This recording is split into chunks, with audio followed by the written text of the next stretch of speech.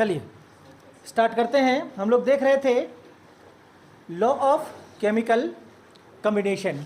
इसमें आपने 2 लॉ देखे हैं, क्लियर।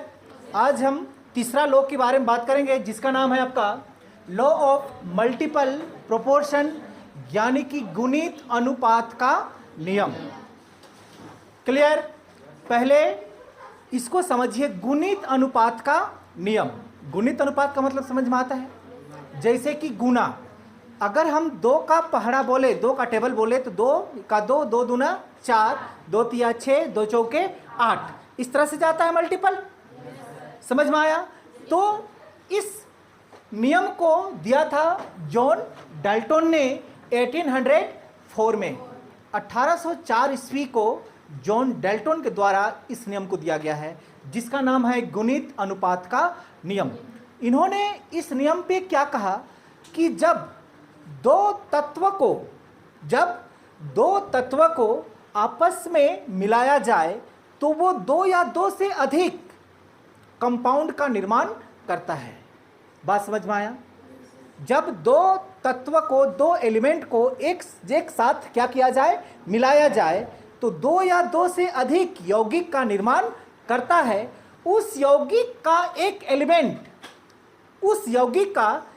एलिमेंट का मास क्या होती है, फिक्स्ड होती है, लेकिन दूसरा एलिमेंट का मास आपका सिंपल रेशियो या मल्टीपल रेशियो में प्रेजेंट होता है। बात समझ में आया। चलिए एग्जाम्पल में पहले चलते हैं, फिर इसको आपको हम क्लियर कराते हैं, ठीक ना। जैसे कि फॉर एग्जाम्पल आपके पास में कार्बन है और क्या है, ऑक्सीजन है। कितना एलिमेंट है यहाँ पे, 2 एलिमेंट है। जब 2 एलिमेंट को हम आपस में क्या करते हैं, कंबाइन कराते हैं, मिलाते हैं, तो 2 या 2 से अधिक यौगिक का निर्माण होता है। क्या बात समझ में आया। C और O को मिलाने से आपका कार्बन मोनोऑक्साइड भी बन सकता है। C और O को मिलाने से आपका कार्बन डाइऑक्साइड भी बन सकता है। बात समझ में आया। यही चीज यहां पे लिखा है, when 2 एलिमेंट्स 2 एलिमेंट्स हैं आपके पास में, कार्बन और ऑक्सीजन एग्जाम्पल के तौर पे, कंबाइन टू फॉर्म 2 और मोर कंपाउंड। 2 या 2 से अधिक किसका निर्माण करता है, कंपाउंड का निर्माण करता है। यहां पे 2 ही कंपाउंड का निर्माण हुआ।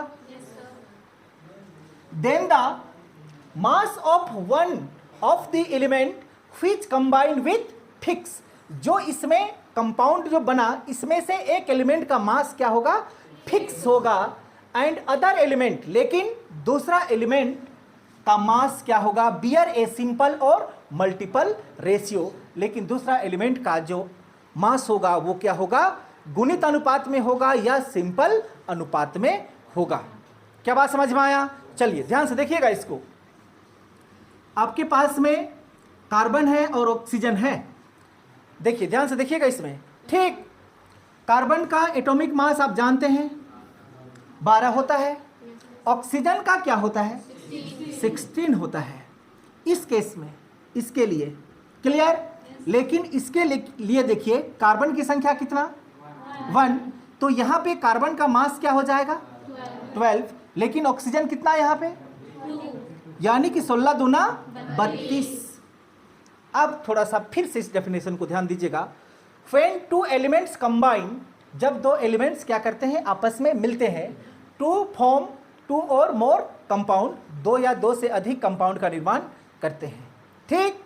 Then the mass of one of the element which combined with fix. इसमें से एक एलिमेंट का मास क्या होगा, फिक्स होगा। बात समझ में आया। जैसे कि ये कार्बन है, कार्बन का मास इस केस में भी कितना, 12, और CO2 को केस में भी कार्बन का मास कितना, 12। एक एलिमेंट का मास क्या है यहाँ पे, फिक्स है, दिखाई देता है। And other element mass bear a simple or multiple ratio. यहाँ पे ऑक्सीजन का मास कितना, 16, और यहाँ पे कितना, 16 का 16, 16 दूना 32। अगर हम जाएंगे आगे तो 48, नहीं 16 का 16, 16 दूना 32, 16 तिया 48। समझ में आ गया ना। इस तरह से इस नियम को हम लोग क्या करते हैं, डिफाइन करते हैं, और यही नियम को क्या कहा जाता है, लॉ ऑफ मल्टीपल प्रोपोर्शन, यानी कि गुणित अनुपात का नियम कहा जाता है। समझ में आया बात? डाउट है किसी को, पूछना है? जब दो एलिमेंट को मिलाते हैं तो दो या दो से अधिक किसका निर्माण होता है, यौगिक का निर्माण होता है, कंपाउंड का निर्माण होता है। उस कंपाउंड में से एक एलिमेंट का मास क्या होगा, फिक्स होगा, लेकिन एक एलिमेंट का मास गुणित अनुपात या सिंपल अनुपात में आगे की ओर बढ़ते जाएगा। देखिए ये इस केस में दोनों का क्या है 12, लेकिन ये गुणित अनुपात में है, 16 का 16, 16 दूना 32। क्लियर?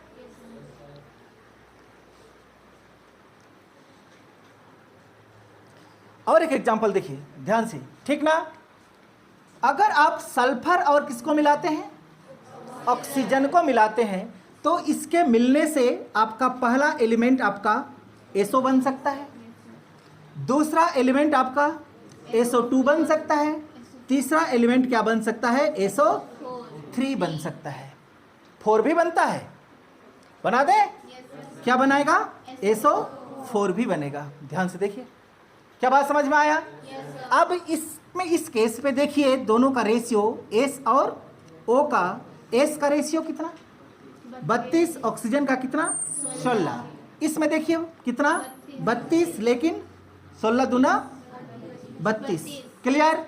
इस केस में देखिए 32 लेकिन 48, इस केस में देखिए 32 लेकिन 64। क्या समझ में आया कि जब दो कंपाउंड को आप मिलाए तो दो या दो से अधिक यौगिक का निर्माण किया, यहाँ पे 4 यौगिक का निर्माण किया, ये किया SO, SO2, SO3, SO4। Clear? तो इसमें से एक एलिमेंट का मास क्या है आपका, फिक्स है, फिक्स है, लेकिन दूसरा एलिमेंट का मास मल्टीपल रेशियो में है, नहीं है। कैसे? 16 का 16, 16 दूना 32, 16 × 48, 16 चौके 64। इसी नियम को क्या कहते हैं हम लोग, लॉ ऑफ मल्टीपल प्रोपोर्शन कहा जाता है। क्लियर? एग्जाम्पल में जल्दी लिखिएगा।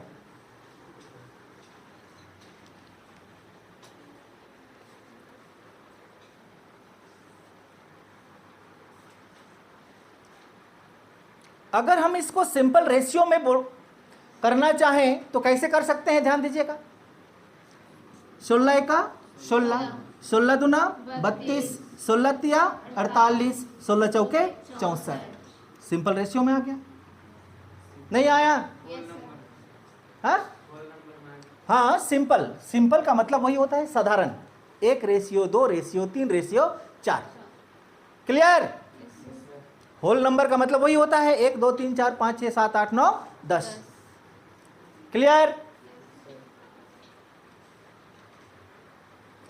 इसमें भी आप चाहे तो बोल सकते हैं 16 का 16, 16 दूना 32। क्लियर? यही चीज यहां पे लिखा है, सिंपल और मल्टीपल रेशियो। काट देंगे तो सिंपल रेशियो में आएगा, छोड़ देंगे तो मल्टीपल रेशियो में आएगा। क्लियर?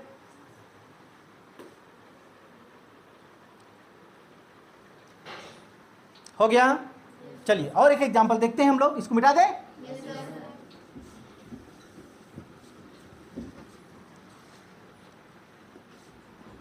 N प्लस O को मिलाने से, किसको मिलाने से, N और O को मिलाने से ये आपका बनाएगा, ध्यान से देखिएगा, N2O बना सकता है। क्या बनाएगा?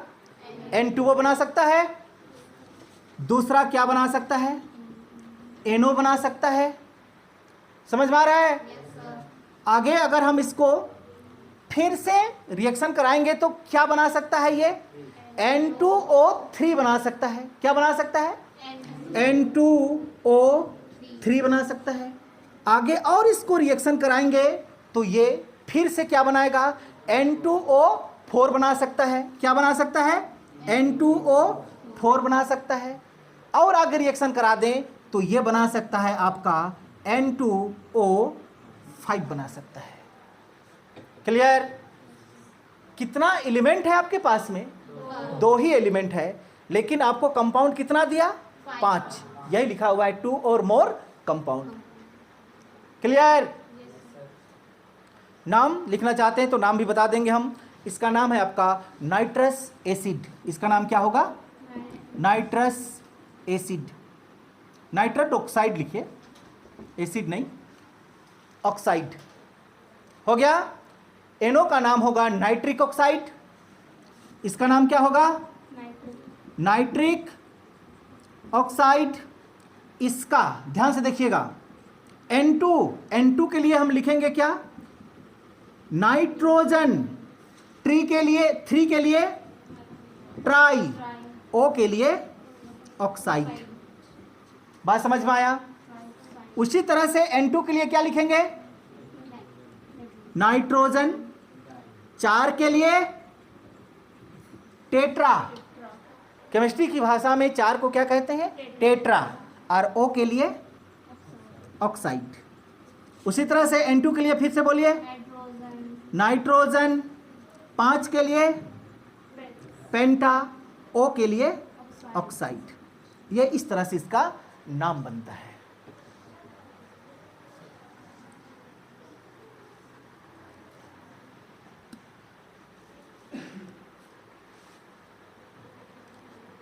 हो गया। चलिए हम इसका रेशियो में आते हैं। किसके किसके बीच का रेशियो? नाइट्रोजन और ऑक्सीजन के बीच का रेशियो में ध्यान दीजिएगा। इसको बोलिए, नाइट्रोजन का एटॉमिक मास क्या होता है? 14। समझ में आता है? कल आपको हमने लिखा के रखा है, इसीलिए तो यहां पे काम दे। नाइट्रोजन का एटॉमिक मास 14। कितना टाइम नाइट्रोजन? तो 14 2 जा 28। क्लियर? ऑक्सीजन 16। ध्यान से समझिएगा, थोड़ा सा कंफ्यूज कर सकता है ये, ठीक ना? नाइट्रोजन की संख्या, ऑक्सीजन की संख्या, ठीक। आगे आइए, फिर 28 48, फिर 64, फिर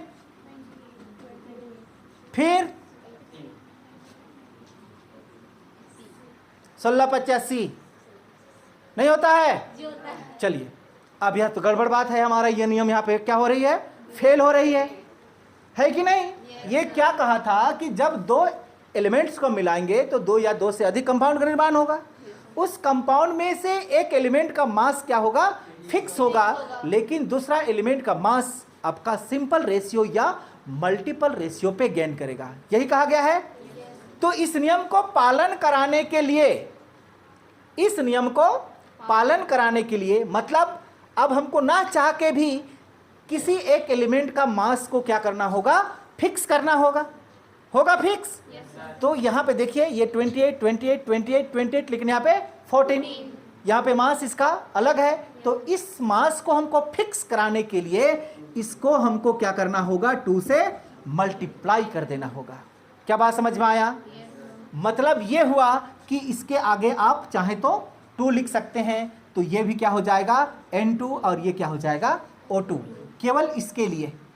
क्लियर? तब इस केस में अगर हम इसको मल्टीप्लाई कर दिए तो ये क्या बना? 28, और ये क्या बन गया? 32। क्या बात समझ में आया? अब ध्यान देखिए कि इस कंपाउंड का एक एलिमेंट का मास क्या हो गया? फिक्स हो गया, जबकि अदर एलिमेंट का मास आपका मल्टीपल रेशियो में है। 16 का 16, 16 दूना 32, 16 तीन 48, 16 चौके 64, 16 पचे 80। क्लियर? और यही नियम को हम लोग क्या कहते हैं? लॉ ऑफ मल्टीपल प्रोपोर्शन कहा जाता है। क्लियर?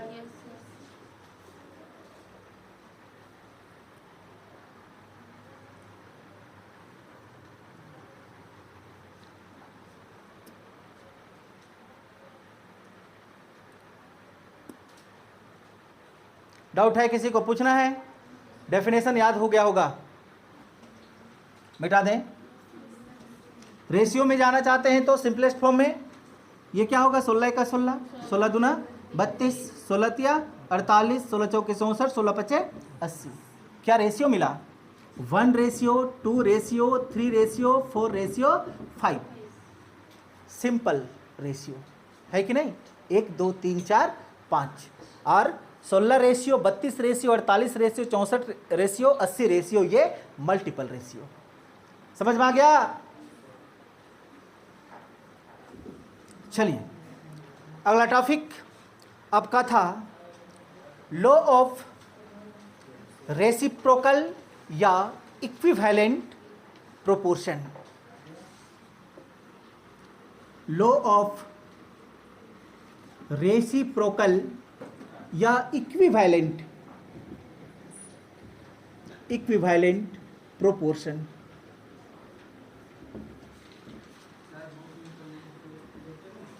ये बुक में नहीं है लेकिन जानने के लिए पढ़ना पड़ेगा। समझ में आ गया ना? क्यों जरूरत नहीं पड़ेगी कि घर में बहुत सारा सामान पड़ा हुआ है आपका, क्या सब सामान काम का है सब चीज काम का, लेकिन कोई वस्तु का कब काम पड़ जाए आप नहीं जानते हैं। तो उसी तरह से ये नहीं है आपका एनसीईआरटी में, लेकिन इसका यूजेस कब आ जाए आप भी नहीं जानते हैं। इसलिए क्या करेंगे, इसको हम लोग पढ़ेंगे।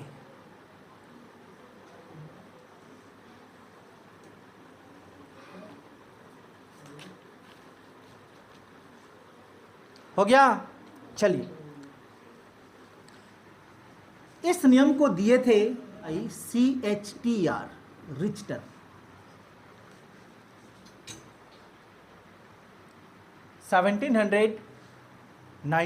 टू 1792 ईस्वी को।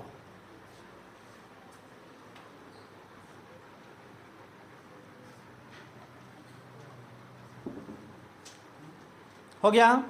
ध्यान से सुनिएगा, इस नियम में क्या कहा गया उसको। जब दो एलिमेंट को फिक्स रेशियो पे कंबाइन किया जाता है, दो एलिमेंट को फिक्स रेशियो पे क्या किया जाता है, कंबाइंड किया जाता है, तो उससे बनने वाला कंपाउंड के दो एलिमेंट्स के बराबर तीसरा यौगिक बनने वाला का रेशियो होता है। नहीं समझ में आया? चलिए एक बार फिर से बताते हैं कि मान के चलिए आपके पास दो कंपाउंड है, ये देखिए C और एक हम ले लेते हैं मान के चलिए O। क्लियर? आपके पास में कितना है एलिमेंट? दो, एक कार्बन है और एक ऑक्सीजन। एक तीसरा एलिमेंट के साथ में रिएक्शन करेगा। तीसरा एलिमेंट क्या है आपके पास में? H, hydrogen. चलिए ध्यान दीजिएगा, अब ये कार्बन हाइड्रोजन के साथ में रिएक्शन किया तो क्या बनाएगा? CH4 बनाएगा। ठीक, ऑक्सीजन हाइड्रोजन के साथ में रिएक्शन करेगा, क्या बनाएगा? H2O बनाएगा। क्या बात समझ में आया? अब यहां पे क्या होगा उसको ध्यान दीजिएगा कि यहां पे कार्बन और हाइड्रोजन का रेशियो है। क्या बात समझ में आया? इधर ऑक्सीजन और हाइड्रोजन का रेशियो है। अब कार्बन का रेशियो या इस केस में आपको क्या मिला? 12, जबकि हाइड्रोजन का 4। हाइड्रोजन का 1 होता है ना, तो हाइड्रोजन की संख्या यहाँ पे क्या है? 4। तो 1 × 4 क्या मिला? 4। यहाँ पे ऑक्सीजन है, ऑक्सीजन यहाँ पे कितना? 16 और हाइड्रोजन 2 है, मतलब 2। क्या बात समझ में आया? ये इतना दूर आपको समझ में आ गया ये दोनों चीज? लेकिन आपने इससे पहले पढ़ के रखे हैं लॉ ऑफ मल्टीपल प्रोपोर्शन। यही तो पढ़े हैं कि नहीं पढ़े हैं? जब दो अलग अलग क्या बने, कंपाउंड बने, तो उस कंपाउंड में से किसी एक एलिमेंट का मास क्या होना चाहिए? फिक्स होना चाहिए। जबकि यहाँ पे फिक्स है नहीं है, तो एक का मास को हमको क्या करना होगा? फिक्स करना होगा। और किसका मास को हम फिक्स कर सकते हैं? जो एलिमेंट दोनों ओर उपस्थित हो उसका मास को हम फिक्स कर सकते हैं। इधर भी हाइड्रोजन है और इधर भी हाइड्रोजन है। क्या बात समझ में आती है? तो हाइड्रोजन का मास को हमको क्या करना होगा? फिक्स करना होगा। और इसका मास को फिक्स करने के लिए इस इक्वेशन को हमको 2 से मल्टीप्लाई करना होगा। तो 16 दूना 32 और 2 दूना 4। अब ये आपका लॉ ऑफ मल्टीपल प्रोपोर्शन को फ्लो किया कि एक का मास क्या है आपका? फिक्स है, लेकिन अदर एलिमेंट्स का मास डिफरेंट है। क्या बात समझ में आया? क्लियर? अब ध्यान दीजिए, कि अगर हम दोनों का रेशियो को कंपेयर करें, किसका किसका रेशियो, इधर का CH का और इधर का OH का रेशियो का अगर हम कंपेयर करें, ध्यान से देखिएगा, C ratio H ratio O ratio H, clear. C का रेशियो बोलिए 12, H का रेशियो बोलिए 4, रेशियो है बीच में ना, ऑक्सीजन का रेशियो बोलिए 16, 32, हाइड्रोजन का रेशियो बोलिए 4, इक्वल रेशियो। यहाँ पे क्या हो गया, कटा। तब आपके पास में क्या रेशियो मिला, 12 रेशियो 32। यही रेशियो जब ये दोनों कंबाइन करेंगे तो आंख बंद करके आएगा, समझ में आया। चलिए, कार्बन और ऑक्सीजन को आप क्या कराएंगे, कंबाइन कराएंगे तो आपको क्या मिलेगा, कार्बन डाइऑक्साइड मिलेगा। इस केस में कार्बन का रेशियो बोलिए 12, ऑक्सीजन का रेशियो बोलिए, नहीं समझ में आया, जी आ गया। Yes, sir. इसी नियम को क्या कहते हैं हम लोग, लॉ ऑफ रेसिप्रोकल या इक्विवेलेंट प्रोपोर्शन कहा जाता है, व्युत्क्रम अनुपात का नियम कहा जाता है। बात समझ में आया। Yes sir. पहले आप इसको बनाएंगे या डेफिनेशन लिखेंगे, डेफिनेशन लिखिए पहले। चलिए, देखिएगा, जब दो एलिमेंट आपस में क्या किए, कंबाइन किए और क्या बनाए, यौगिक का निर्माण किया, कंपाउंड का निर्माण किया, तो उसके द्वारा बनाया गया कंपाउंड का रेशियो, जो रेशियो क्या हो, फिक्स ना हो, वो दोनों रेशियो के बराबर तीसरा बनने वाला कंपाउंड का रेशियो होगा। क्या बात समझ में आया। इसको डिफाइन करते हैं, लिख लीजिएगा, द रेशियो, इसका definition, the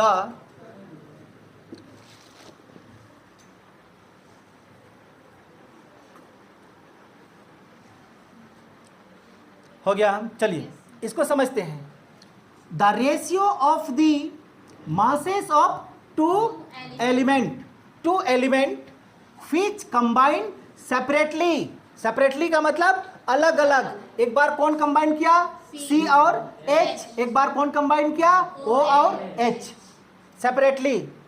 two elements combine separately. दो एलिमेंट्स आपके पास में क्या है, C और H, और एक क्या है आपके पास में, O और H, clear. With a fixed mass of the third is either the same, multiple और simple ratio of the masses।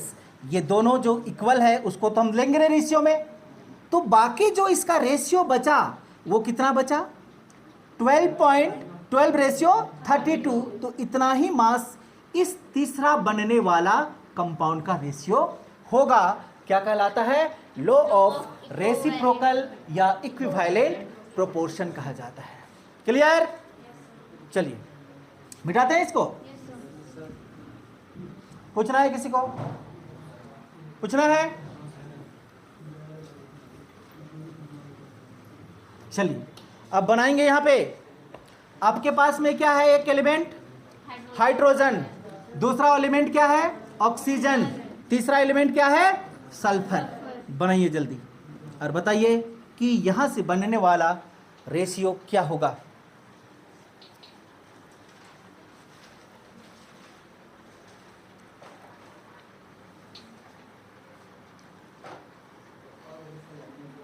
चलिए आपको थोड़ा सा सिखाते हैं। यहाँ पे आपने आयन यानी कि चार्ज सीख चुके हैं, वैलेंसी सीख चुके हैं। क्या वैलेंसी सीखे हैं या नहीं सीखे हैं, समझ में आता है। चलिए आप अभी किसको कंबाइन करा रहे हैं, हाइड्रोजन और सल्फर को। हाइड्रोजन का वैलेंसी बोलिए जल्दी, 1। सल्फर का वैलेंसी बोलिए जल्दी, सल्फर का वैलेंसी बोलिए 6। वैलेंस है ना कि वैलेंसी है। क्या होता है वैलेंसी, कैसे पढ़ी है, -2। कितना होता है, -2 होता है। नहीं समझ में आया। सल्फर का परमाणु संख्या होता है 16। कॉन्फ़िगरेशन लिखेंगे 2 8 6। 8 में कितना इलेक्ट्रॉन जुड़ेगा तो 8 होगा 2, तो वही 2 इसका वैलेंसी कहलाएगा।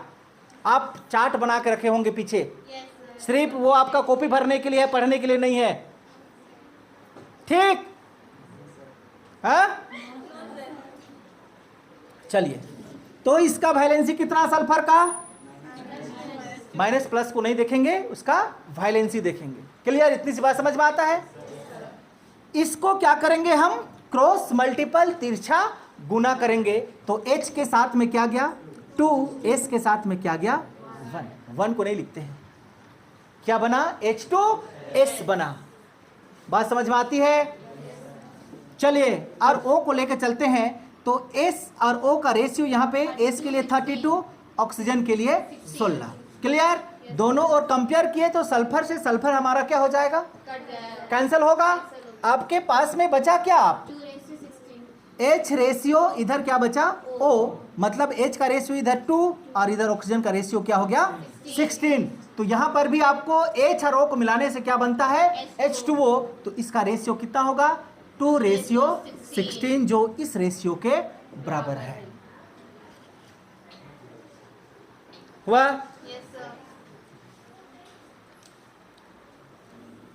थोड़ा सा फिर से ध्यान दीजिएगा, आपके पास में क्या है नाइट्रोजन, दूसरा चीज क्या है आपके पास में ऑक्सीजन, और एक तीसरा चीज है आपके पास में हाइड्रोजन।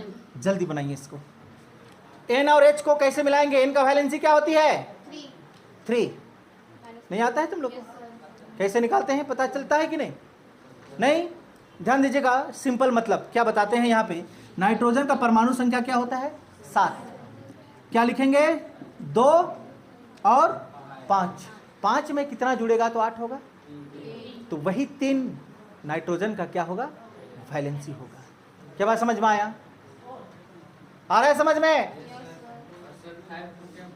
हाँ, इसको वैलेंस बोलते हैं, संयोजक कहते हैं, और 3 को संयोजकता कहते हैं। क्या बात समझ में आया? वैलेंस और वैलेंसी। मिटा दे इसको। तो ये दोनों के कॉम्बिनेशन से क्या बना हमारा NH3। बताइए क्या बनेगा, सही है? रेशियो किसके किसके बीच का, नाइट्रोजन और हाइड्रोजन के बीच का रेशियो, नाइट्रोजन का 14, हाइड्रोजन का 3, इधर ऑक्सीजन और हाइड्रोजन के बीच का रेशियो, ऑक्सीजन का 16, हाइड्रोजन का 2। क्या ये सही है? अब क्या करना होगा, मल्टीपल करना होगा, किसी एक एलिमेंट को का मास को हमको क्या करना होगा, इक्वल करना होगा। तो किस एलिमेंट को हम इक्वल कर सकते हैं, जो एलिमेंट दोनों ओर उपस्थित हो। कौन एलिमेंट दोनों ओर है, हाइड्रोजन। तो कैसे इसको हम इक्वल कर सकते हैं, इधर इसको 2 से मल्टीप्लाई कर दें और इसको 3 से मल्टीप्लाई कर दें तो इक्वल हो जाएगा। बोलिए 14 दूना 28, रेशियो 3 दूना 6। अब बताइए 16 तिया 48 और 3 दूना 6। बात समझ में आया? ये हम इसको इक्वल क्यों किए, क्योंकि आपने पढ़ के रखा भी लॉ ऑफ मल्टीपल प्रोपोर्शन। और लॉ ऑफ मल्टीपल प्रोपोर्शन क्या कहा था कि जब इस तरह से कंपाउंड बनते हैं तो एक कंपाउंड का मास क्या होता है, फिक्स होता है। इसलिए एक एलिमेंट का मास को हमको क्या करना पड़ता है, फिक्स करना पड़ता है। समझ में आ रहा है बात? तो अब ये दोनों को कंपेयर करें हम, तो ये 6 है, ये 6 क्या मिला आपको, N रेशियो O, N का रेशियो कितना 28, रेशियो इसका कितना 48। तो ये रेशियो इससे बनने वाला कंपाउंड के बराबर होगा।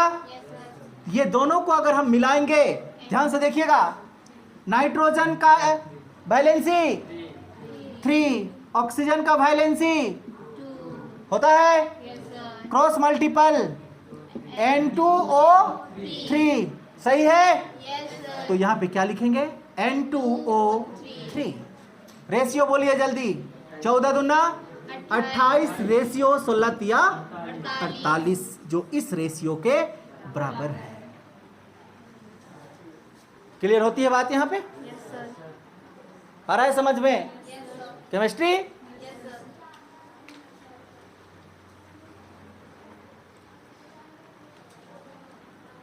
किसी को भी आप करेंगे तो वही मिलने वाला है आपको, किसी भी को।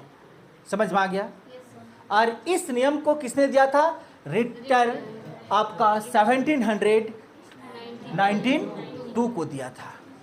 बात समझ में आया? Yes, sir.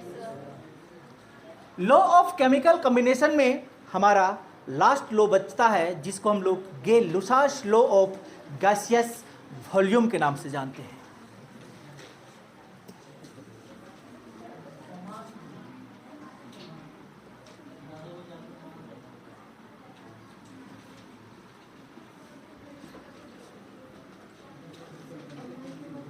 गैसेस वॉल्यूम ना, सी CASS।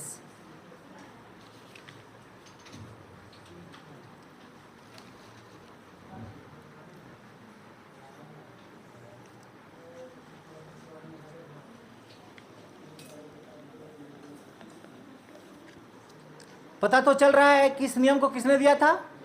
गे-लुसास ने दिया था 1808 ईस्वी को। कब ये हुआ था प्रपोज्ड? 1808।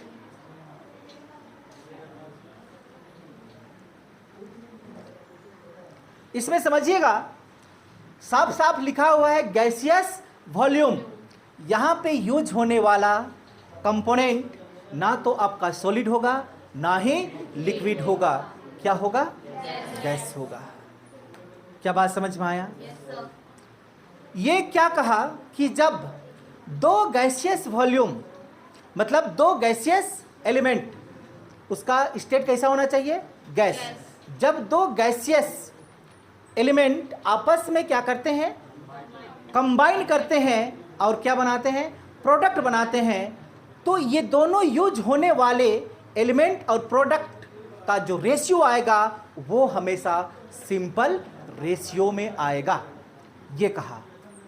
समझ में आ गया? चलिए इसका डेफिनेशन हम लिखते हैं। When two gases element combine together to form a new gaseous compound, therefore ratio between its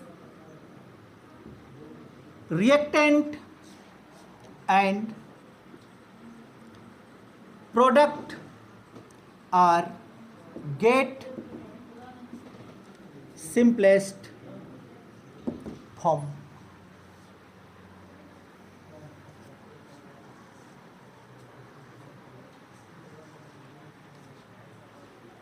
लिख लिए?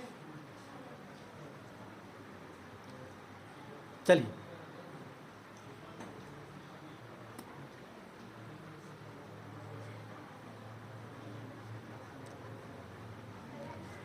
पढ़ सकेगी वैसा लिखेगी।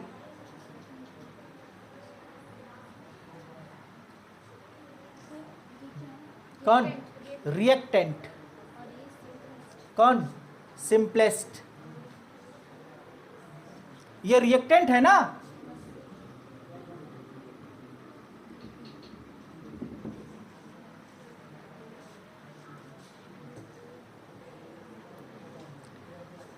हो गया? Yes, sir. डाउट है? चलिए समझाते हैं आपको एक एक लाइन में। When two gaseous element, element और मॉलिक्यूल्स भी लिख सकते हैं आप, यहां पे और करके मॉलिक्यूल्स भी लिख दीजिए, मॉलिक्यूल्स। लेकिन याद रखिएगा ये हमेशा किस फॉर्म में रहेगा? गैस के फॉर्म पे रहेगा, ना सॉलिड में होगा ना ही लिक्विड में होगा। ठीक, चलिए ध्यान दीजिए। फैन टू गैसियस एलिमेंट और मॉलिक्यूल्स, हमने यहां पे लिया क्या? H2 मॉलिक्यूल्स है, किस फॉर्म में है? गैस के फॉर्म पे। प्लस हमने क्या लिया? नाइट्रोजन, ये किस फॉर्म में है? यहां पर गैस की फॉर्म पे है। क्या बात समझ में आया? चलिए एक बार फिर से रिपीट करते हैं। फैन टू गैसियस एलिमेंट और मॉलिक्यूल्स, जब दो गैसियस मॉलिक्यूल्स या एलिमेंट, समझ में आ गया? जैसे कि आपके पास में दो है, हाइड्रोजन और नाइट्रोजन, कंबाइन टुगेदर, दोनों क्या करेगी? एक साथ मिलेगा, to form a new gaseous compound, ये दोनों के मिलने से एक नया क्या मिलेगा? गैस वाला कंपाउंड मिलेगा। क्या मिलेगा? NH3 मिलेगा। हाइड्रोजन और नाइट्रोजन को जब आप कंबाइन कराएंगे तो क्या मिलेगा? NH3, अमोनिया कहते हैं इसको। Clear? Compound, their ratio between its reactant and product, इधर वाला को क्या कहेंगे? रिएक्टेंट, और इसको क्या कहेंगे? Product. Product are get simplest form, किस फॉर्म में है ये? सिंपलेस्ट फॉर्म में आएगा। अब किस तरह से आएगा उसको भी ध्यान दीजिएगा। क्या ये इक्वेशन बैलेंस है? तो बैलेंस करने के लिए क्या करना होगा हमको? यहां पे क्या डालेंगे? 2, हाइड्रोजन कितना हो गया? 3 2 जा 6, तो यहां पे क्या डालेंगे? 3। क्या बात समझ में आया? थोड़ा सा ध्यान दीजिएगा। यहाँ पे हाइड्रोजन, हाइड्रोजन का आगे क्या लिखा हुआ है? 3। तो हाइड्रोजन को हम 3 वॉल्यूम बोल सकते हैं। नाइट्रोजन के आगे कुछ नहीं, मतलब क्या लिखा हुआ है? 1, तो इसको क्या लिख सकते हैं? 1 वॉल्यूम। इसका आगे क्या लिखा हुआ है? 2 वॉल्यूम। क्या बात समझ में आया? इसका रेशियो को ध्यान देखिए आप, 3:1:2। क्या आप इसको लिख सकते हैं 1:2:3? यही बोला है। And products are get simplest form 1:2:3, simplest form का रेशियो मिलता है।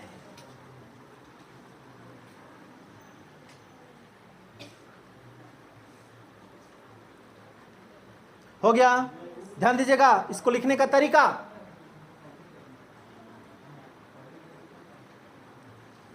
हाइड्रोजन कितना? 3 वॉल्यूम। हाइड्रोजन कितना? हाइड्रोजन 6, 3 है, 3 वॉल्यूम। केवल ये वाला को देखते हैं, ध्यान दीजिएगा हम कैसे इसको बोल रहे हैं। When 3 volume of hydrogen, when 3 volume of hydrogen always combine 1 volume of nitrogen to give 2 volume of ammonia. आप लिख पाएंगे? नहीं समझ में आया हम कैसे बोले? When 3 volume of hydrogen always combine 1 volume of nitrogen to give 2 volume of ammonia. समझ में आया? लिखे? सीखेंगे तब ना लिखेंगे परीक्षा में। बता दो दिए यहाँ पे। ये क्या है आपका? हाइड्रोजन कितना? 3 वॉल्यूम। ये क्या है? नाइट्रोजन कितना? 1 वॉल्यूम। तो हमने क्या कहा? When 3 volume of hydrogen always combine 1 volume of nitrogen to give 2 volume of ammonia.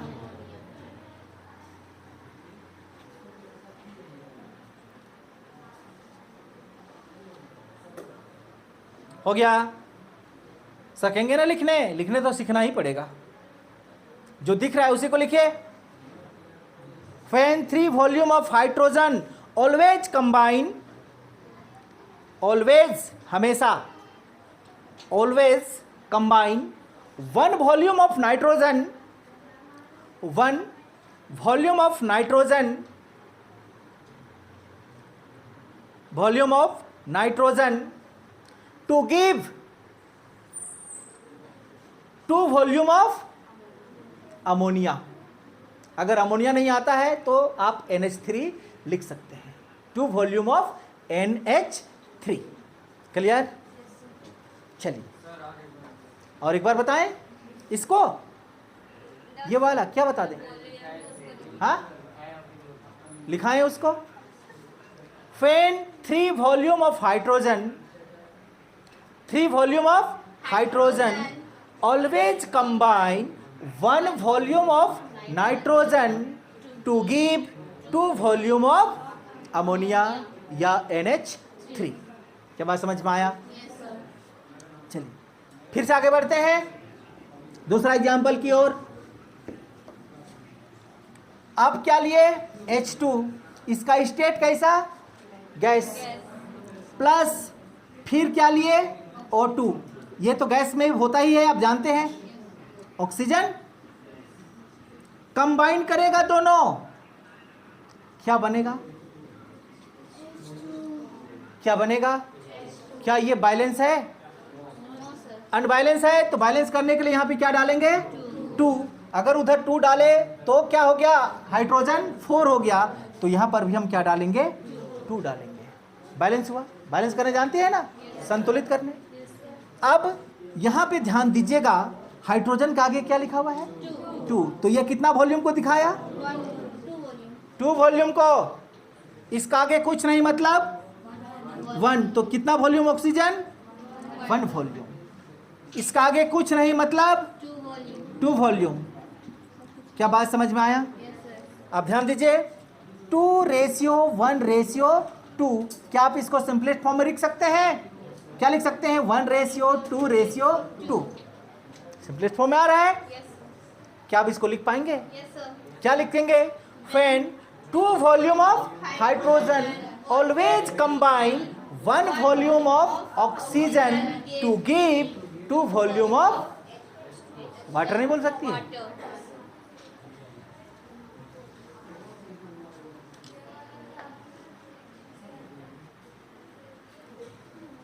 चलिए तीसरा एग्जांपल। H2 किस फॉर्म पे है? गैस के फॉर्म पे। Cl2 किस फॉर्म में है? गैस के फॉर्म पे। प्रोडक्ट बनाइए और इसका डेफिनेशन लिखिए, इसका वॉल्यूम भी लिखिए जल्दी।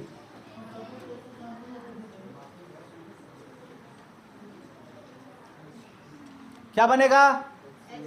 HCl। बैलेंस है, क्या करेंगे? 2। बोलिए, इसका आगे कुछ नहीं मतलब 1 वॉल्यूम। इसका आगे कितना? 3 1 वॉल्यूम। इसका आगे 2 वॉल्यूम। रेशियो लिख के देखें क्या? क्या है? 1:1:2। सिंपल फॉर्म में है? नहीं है? लिख पाएंगे इसको?